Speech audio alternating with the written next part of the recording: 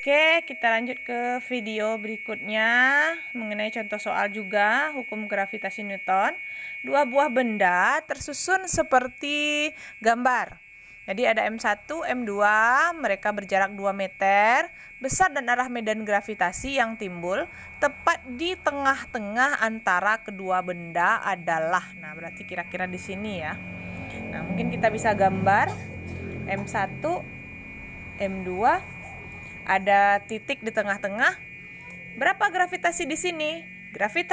Medan gravitasi di sini itu dipengaruhi, medan gravitasi itu G ya. Dipengaruhi oleh dipengaruhi oleh benda satu dan dipengaruhi oleh benda dua. Di mana benda satu menarik di sini sehingga ini medan gravitasi satu, itu arahnya menuju benda satu. Kemudian benda dua juga menarik, arah medannya menuju ke dia juga, itu G2. Nah, sekarang kita bisa lihat bahwa G1 dan G2 itu berlawanan arah.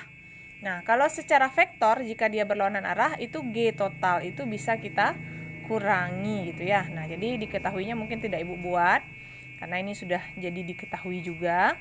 G total itu adalah bisa G1 kurang G2 atau G2 kurang G1. Terserah yang mana, karena mereka berlawanan arah. Tapi nanti kalau hasilnya negatif itu berarti arahnya adalah G2. Karena yang sekarang kita ambil sebagai negatif itu G2. Tapi kalau hasilnya positif berarti arah medannya nanti adalah G1. Sekarang mari kita coba cari. G adalah konstanta gravitasi massa per R1 kuadrat. Yang mana R1? Nah, R1 adalah jarak titik ke benda ini R1. Kemudian R2 mana? Jarak titik ke benda kedua. Oke.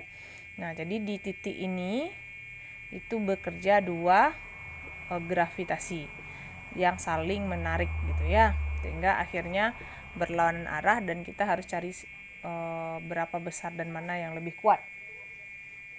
M2 per R2 kuadrat. Oke. Sekarang G sama, boleh keluar.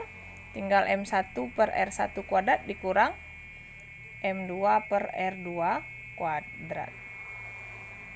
Nah, karena ini 2 meter, berarti pertengahannya R1 1 meter, R2 juga 1 meter. G 6,67 kali 10 pangkat min 11. Massa